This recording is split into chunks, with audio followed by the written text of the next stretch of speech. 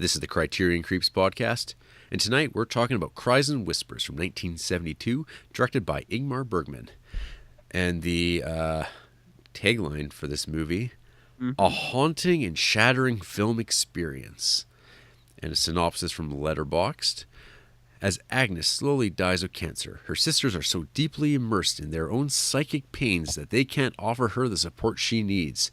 Maria is racked with guilt at her husband's suicide, caused by his discovery of her extramarital affair.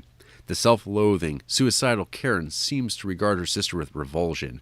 Only Anna, the deeply religious maid who lost her young child, seems able to offer Agnes solace and empathy. What I'm getting at is this movie sounds like a hell of a fun time. Were you reading the description of Cries and Whispers or of Sister Act? Sister Act 2, Back in the Habit. Always with the Sister Act. Hey, shut up, okay? You know, one day someone who listens to this show is going to like Sister Act as much as I do, and I'll have made a friend for life. And what will you have to show for it? Nothing. Nothing. Yeah, it's a super cheery movie. Yeah, okay. Yeah, like Bergman does. Yep. History of this podcast with Bergman has been pretty positive. We mostly. I think his real, at this point, stinker was that Magic Flute. Mm-hmm. That's not a real movie, though, I don't think. Yeah, it's kind of like him just shooting a play, an opera, so whatever. This is a movie that I've never seen before. It's always just been on the horizon as far as a Bergman movie that I should watch. But when you read the descriptions of these movies, and they all kind of have a crossover, and so you just kind of pick and choose which ones you watch, and they're usually kind of one's enough to last you for a while, especially these 70s dramas. Yeah. So, I mean, I've seen Persona a couple times, but I'd never seen this. And it was always one of those things where I'm well, when I get to it, I'm going to watch it. When I get it, I'm going to buy it on Blu-ray or buy it on DVD for years and years and years. And I remember, this DVD, I remember this cover, the original one, which is this, kind of white framed picture of, I think, Love Almond. And it's kind of a split image. And I was always oh, one day. But you read the back and you go, oh, man, I don't know if I'm up for this. I'm not up for this. But the movie came out on Blu-ray.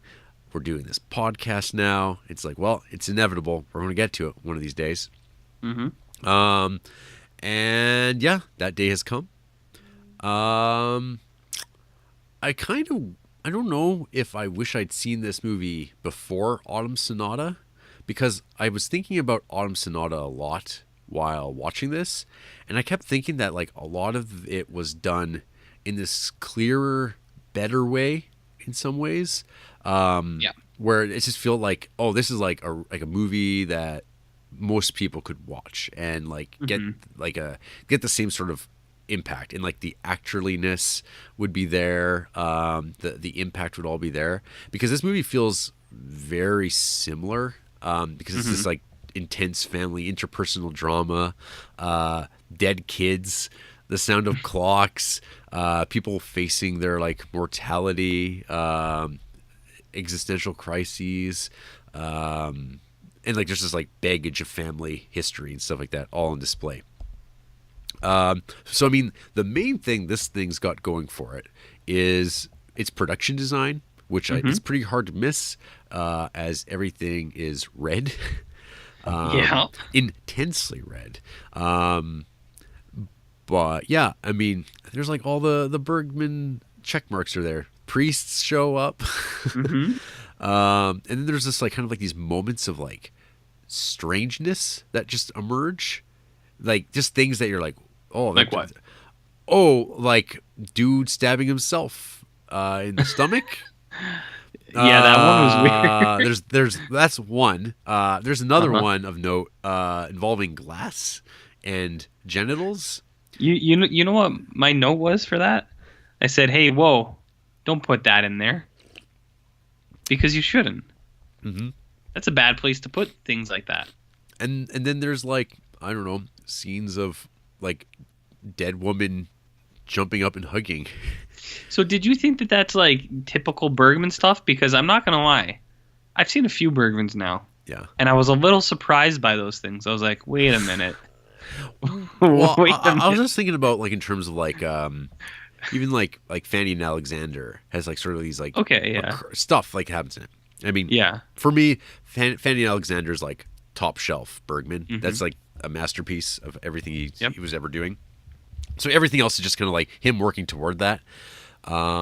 So so actually, I'll bring up one of our listeners, Joshua. I kind of came across his review for Cries and Whispers, and he kind of mentions this and La Ventura in the same kind of Oh, context, saying like how he feels they're both kind of like they're really difficult films Yeah. in a similar way, where they're like not easy to get, and there's a lot more of an undercurrent of subtext, I guess, to like Sure. pull at, because otherwise, like on the surface, these movies are very simple. I mean, Hmm. from this description, I mean, it is about this Agnes, who, Yeah. she's only around for like not even half the movie.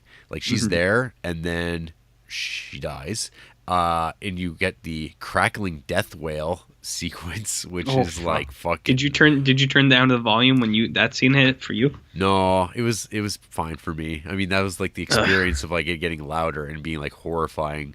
And then you get like a series of you get the I guess the Bergman shot that comes out of Persona of like the actor straight on, kind of like heavily lit, like in this harsh contrast, and then you get like kind of like voiceover narration kind of stuff, and then you get a fade out.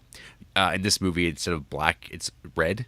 Is the color that dominates, and you get these kind of like anecdotes, these like kind of like stories that are kind of like unrelated glimpses of the past relationships of these characters Yeah. with one another. So it's a very, not to abuse this word here, but I guess lyrical sort of like storytelling where it's like very loose and just like kind of maybe poetic, but not quite. I don't know. Those are just my initial thoughts. RJ, what did you think of Cries and Whispers? Well, dog, let me tell you. So as you mentioned, we've seen a few Bergmans now, a couple of which I think are all-time bangers. That Seventh Seal, I think, is very good. Fanny and Alexandra, which we haven't watched yet, is very good. I like that you brought up Autumn Sonata, because I feel like that's a movie that like I had never heard about. Like when people talk about Bergman, and when it came up on the show here, I was like, oh, cool, Bergman that I've never seen. And then I watched it, and then I was surprised at how much I liked it. Yeah. Like that movie. Like people can go listen to that episode where it's actually fresh. But I was really surprised at Autumn Sonata because I like, for whatever reason, I really identified with it, and I really felt sad for the characters in that one. I was like, this movie's kind of doing exactly what a movie like this should. Like it actually makes you feel for them.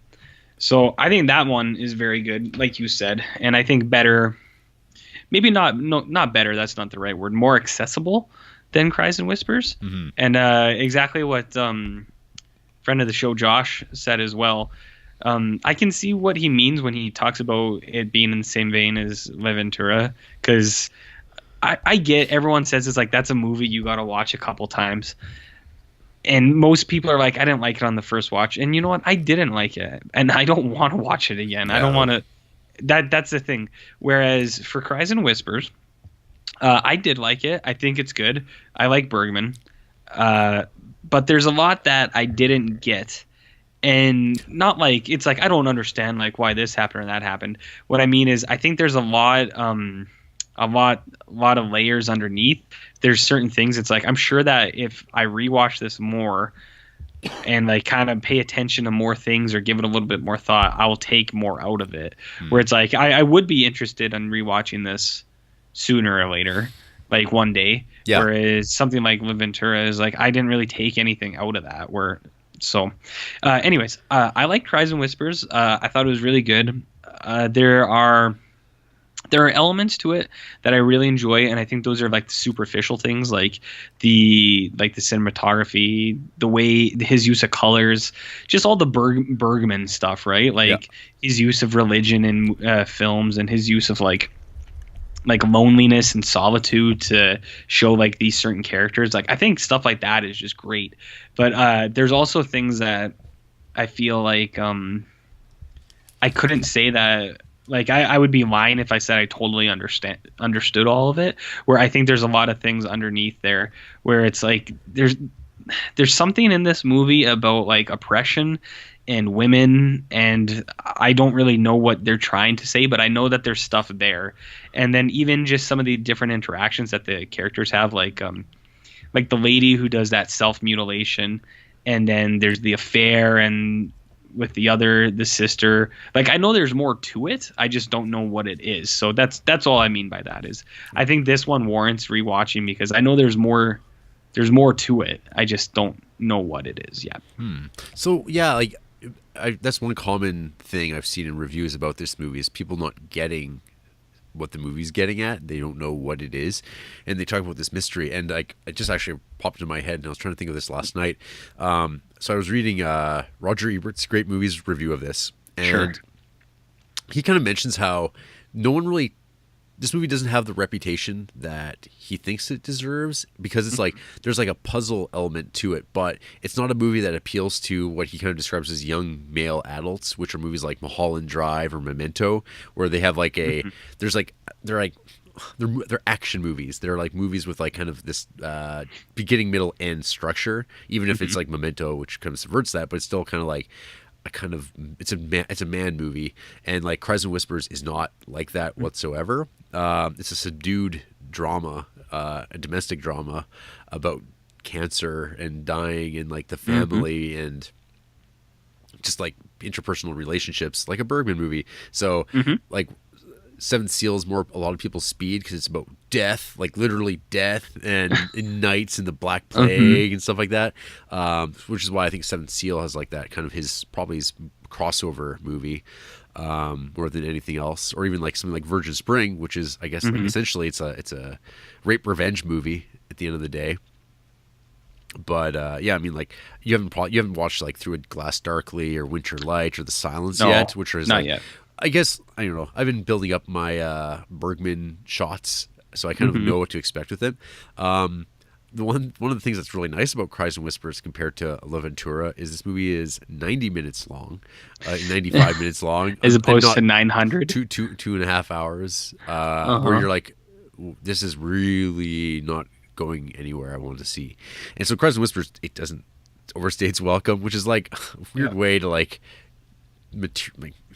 make Cries and Whispers like, oh, it's nice, compact, it's breezy. It's like, no, it's not a breezy movie at all. No, but it's just what you said. It's not overbearing in how long it is. Where it's like La Ventura was so fucking long that I told you like 20 minutes in, I put it up to 1.3 speed on Canopy because I was like, or 1.5 speed. I was like, I can't fucking watch this movie in regular time. I don't care. Yeah. But like, so I think that is like the big difference here. And like what I was saying earlier, it's not that I don't understand or don't get it. It's just I feel like there's more to this movie, and I'm sure that like you could do a whole fucking semester of some kind of film class on this. Like, ooh, look at this detail. This candle's turned left. Technically, you could do that with anything. That's kind of the absurdity. Yeah. That's the absurdity of academia. What I mean is, this one might actually be like yield something. Yeah, like you could pull things from it, not just being like, oh, well, this is the scene where Whoopi Goldberg falls down the stairs in her nun uniform. And it's like, what does that symbolize? Women's suffrage? So not that. I get what you're saying, man. I'm just saying, you know. Okay. No, I was like, but yeah, I don't know, like, because you were kind of getting at like stuff that you don't think you get. I mean, I felt like I watched it and I went, I get the movie. Like, I understand everything that happened in the story. And it's just kind of there. I guess it's whether or not, like, why are those scenes there? Or, like, what do these scenes say about human beings' experiences? I mean, I remember writing papers like that in school, and those. I don't know. I guess like I just like watched the movie and I'm like, it seems pretty straightforward. Like it's just it's a story. Yeah. Right. Like, no. Yeah. That's like, what I meant to say. It's like there was nothing that I didn't really understand. I'm just saying I think there's more to it. There's more like theme and metaphors and symbolism and such underneath. I think, at least. Maybe there's nothing. Maybe Bergman's just like, no, man, this is just what it is.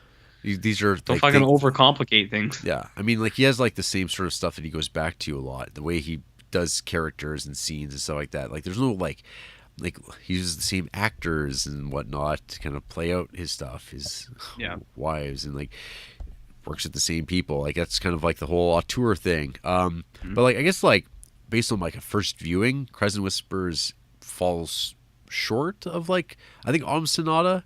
Like, but I don't think it's not a bad movie. I think it's like, it's a very interesting movie. But like, that's kind of like the slot I would put it in, is like one of those movies that I'm like, that wasn't really what I was expecting of this. Like, I had no idea what to expect, other than it's going to be another like type of drama of his.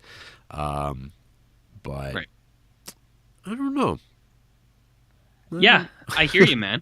This one's I hear you, dog. I think this one's. So I was actually dreading this podcast a little bit, because I was like, I don't really have that much to say about Cries and Whispers. Yeah. Not as a bad thing or anything like that. It was just, I watched it and I enjoyed it, and I looked at my notes. I was like, I don't really have very much written down, and I think I would be hard pressed to even tell you that much about. Like, I could tell you what happens in this movie. Well, tell me what you think about when you think about this movie at this point. A few days out. I think this movie is a highlight of like loneliness and solidarity and pain, because I think each of the three sisters has their own kind of, not solidarity, that's not the right word, solitude. Sorry. I think each of these sisters expresses a kind of loneliness, but in their own different ways. So like, you have the main character who's dying from cancer, and she's like not like physically lonely, but like she just like no one is around for her ever. So she's lonely in that way, where she's dying and all she wants is like to have people with her. And it's even highlighted at the end of the movie where she's talking about how she hung out with her two sisters, and she's like, we didn't really even do anything. We just kind of sat on the swings. But she's like, but it was a perfect day, because that's all I've wanted, is to just be with other people. And it's sad for that reason, where there's this lady who's like, I'm dying. I know I'm dying. All I really want to do is hang out with my sisters, but they're not here because they're busy doing other stuff. Well, and then that's her loneliness. Yeah, and the only like person that's actually there all the time is the servant. The servant, yeah. The like the religious lady who's like trying to take care of her, and like they have their own little relationship, and like you see that she like appreciates it. It's just, it's not totally what she wants her family there, right? Which is understandable. And then there's the other sister's loneliness. You have the lady from Autumn Sonata, not nymphomaniac, the sensual lady in this one, the affair lady. Yeah. And you see her loneliness, where it's kind of like, it doesn't really sound like her husband doesn't really pay attention to her, but it's one of those things where it seems that she's in this like, not even like a loveless marriage, just like a distant one, right? Like, it's a little disconnected from what you would expect a marriage to be like. So she's lonely in that sense, where she's not getting anything out of her relationship. So she goes looking for it in other places, like that fucking pig of a man who she feeds dinner, and he's just fucking piling it in. It is such a grotesque scene. He's like, oh yeah, and she's wearing like, lady's showing some serious tit. Let me tell you, Jarrett, she is wearing like a full bra, and that's it. But so like, she's got her own loneliness. She's like not getting out what she wants in her marriage, and you're like, well, that sucks. And then you have the other lady who is like takes it to a bit more of an extreme level, where it's the kind of the same thing, where like she's not getting what she wants out of her marriage. Like, she has issues with like being touched, I guess. Well, she has like intimacy problems. Yeah, that's a whole thing. And I can relate to that. I don't like being touched by other people either. I think other people are gross. But so there's like people trying to like touch her, and then like her husband, and it's like this sexual thing. and then she takes it to her own hands, and she like does like self mutilation, basically not mutilation, but like self harm. And that's sad too, because it's like, it was this lady that lonely, or not even lonely, but it was like, is she that sad with the life that she has that she resorts to those things, or is she like mentally unwell? Like, because it seems clearly she has some other problems. So I don't know, man. Like, that's what I mean. Like, each one of these three sisters has their own kind of thing, and I think that it all kind of pairs well together. Or like the way that they work together is nice compared to each other's. But why did I start talking about all this stuff? Well, I asked you to recall what you think about this movie, and you're doing that. Well, that's what I think about this movie. I think this movie is a showcase of sadness and loneliness, but it's a different kind of loneliness for different people, because some people get sad about different things, right? Right.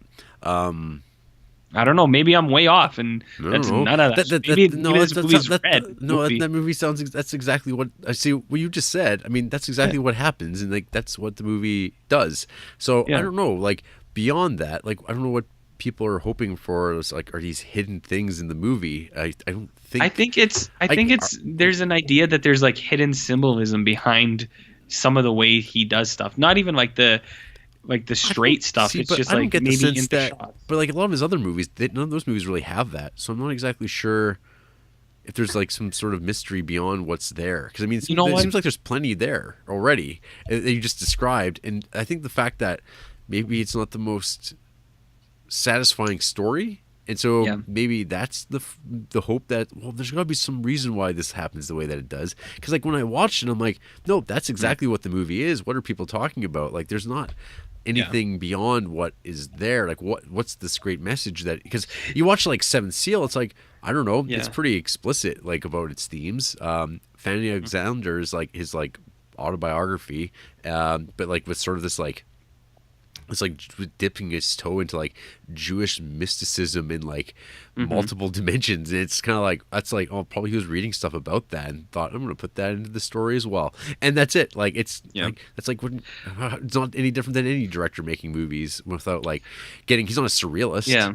Like he tells stories that are like, no, that dude like stabbed himself in the stomach for being a cuck. And beta cuck, man. Yeah. I think you might be right. I think we're getting to the bottom of this, man. I think maybe the reason people think that there's more to, and I'm including myself in this people thing, that there's maybe more to it, like more in the symbolism or metaphors of what he's building, is that, like how friend of the show Josh was saying, is that it's a difficult film to watch in a few senses, that you kind of expect things to happen. And they do, but you also kind of expect more out of it, which is what you were saying. It's like everyone who watches this and says, like myself included, says that they feel like they missed something. There's a little bit more to it. Maybe all it is it's just you expect there to be more because maybe it's a Bergman film. And the way that it's all kind of set up, you expect more out of it, but maybe it's just, that's what it is. It's just this fucking movie.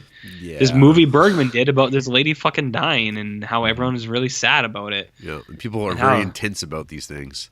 Yeah. And that guy's an asshole. That guy's like such a piece of garbage. Which guy? Oh, the one husband. Yeah. Yeah. Well, bad dude. He's kind of a dink. But, he never just stabbed himself in the gut. Well, that's like that guy. He was weak. This other guy, he's just a jerk. Mm-hmm. But yeah, no, like to me, it's like my note here is like heavy art house autumn sonata. Like, so it feels like him deciding to try out some formal experimentation that he doesn't really do elsewhere. And he kind of like, he doesn't some of the others films, but for the most part, like he's pretty even in his like what he does with his movies. So I don't know why this one seems to be the one that like, oh, I just don't get it. And it's like there's something wrong with me. I'm like, I don't know. I watched it and I'm like, it seems pretty straightforward, but maybe it's just like not the most satisfactory of his movies. Like it's like, it's a Bergman movie, but maybe it's like not one of his best movies, and that's fine. Yeah, I think that's fine too. It's there was actually, I think I wrote down a quote that's not super applicable, but it kind of is at this point. I relate to this a lot. I think it was really funny though, where the more sensual sister, she goes, "I don't remember every stupid thing I have done, and I won't be held accountable for or account for them." Where she's like talking to like the sisters, like, "You did that," and she's like, "I don't remember every dumb thing I've done." It's like, but I'm not going to be held accountable for it. Yeah. And I thought that was really funny because it's like, yeah, that's what a lot of people are like, where it's like, well, you can't blame me for that. And it's like, well, you did it. So maybe people are just like, hey, Bergman, what's up with this movie? And he's like, hey, look, I made a movie. I made it the way I wanted to. Take it as it is. Lay off. Lay off, nerds. But yeah, I mean, there's like, again, like the Autumn Sonata stuff comes to mind because there's like sort of these like late night conversations that like family members have where they let it all loose and they let their feelings drop, or the masks drop, and then they just like kind of start talking, and then you get the exchange between the sisters, them touching each other's faces and like actually like being familial with one another. But then the next day it's back on, and they're like, no touching. Yeah. But yeah, so I mean, to me, it's like, yeah, these are themes that he is working through constantly, I guess, when he was making this particular set of movies. And I don't know, this is just another iteration of it, and it's kind of his more artful version of it. And maybe he doesn't make a lot of movies like this after this because he was like, nah, I tried it. It doesn't quite work right. And then he went back and kind of, because like Autumn Sonata is 1979, so I mean, people change their paces and stuff like that. I don't know, people shouldn't beat themselves up over this movie too much and like, or like hold it up in this higher regard because it's more artful, other than, oh, it resonates more with me because it's more like this type of movie that I like, which is cool, but like it doesn't necessarily mean that because it's that it means, oh, it's good. Sometimes it's got to have something more to it, I guess, but I don't know. It's more ambiguous. I guess it's more of a challenging film, so some people just like find that sort of thing more interesting in itself. There's like one comment mentioning old Ebert again, how there's like really at no time, this movie is like all set inside of this house. There's like only a handful of times where you see outside of the house. There's no shots outside of windows. I think at the very beginning you see Agnes like looking out a window, but other than that, it's always like inward. And there's this whole thing about like just like the inside of the house being red, and it's sort of this like intimate color, and it's like what that is. It's just like about like being inside of like an organ, of being inside of something. It's like blood, man. Blood, man. I'm smearing it all over your lips. Ooh. So. Ooh. You want to hear what people who hate this movie say? Yeah, let's hear what people who hate this movie have to say. So, film critic Mike D'Angelo, he gave this movie 1 star. Oof. Everything I hate about Bergman concentrated into a single film. The dour humorlessness, the mannered performances, the ticking clocks that infiltrate portentous silences with metronomic reminders of mortality, the overwrought areas of verbal cruelty, the expository flashbacks, the random mood swings designed merely to startle. It's as close as he ever came to self-parody, practically as ludicrous as SCTV's Whispers of the Wolf. And then there's the use of red, which to my eyes goes well past bold into laughably garish. And I suffer from protanopia, the variety of color blindness in which red is severely diminished. If that salon looks like an unhosed abattoir to me, I can't even imagine what people with normal color vision experience. I should mention that I myself am colorblind. I don't think I have that particular type, but I have my issues with red and green. But I don't know. I thought it looked striking and fine. Yeah, you would be a colorblind person. I am. And to continue, honestly, if I wanted to scare someone away from art films forever, this is what I'd show them. But I only like 4 Bergman films out of 23 seen to date, so fans should ignore me. And then he just has a link to how he views the world with color blindness. Oh, God. Nobody cares, man. Yeah. Nobody cares about. He's like, ooh, look at my fucking weird eyes. It's like, yeah, everybody's got a weird thing, dude. Yeah. Don't even ask RJ about his weird thing. Ooh, you don't want to know. And then Tad Kosciuszko, 1.5 star. This had some visual flourishes that I enjoyed, but otherwise it was a narrative and thematic dumpster fire. Oh, Okay. oh wow, death and mortality. Okay, sure, that's interesting theme. One that's been done a lot, but sure, interesting. But if you can't demonstrate your ideas through an organized narrative structure and have to use throwaway scenes, that isn't good.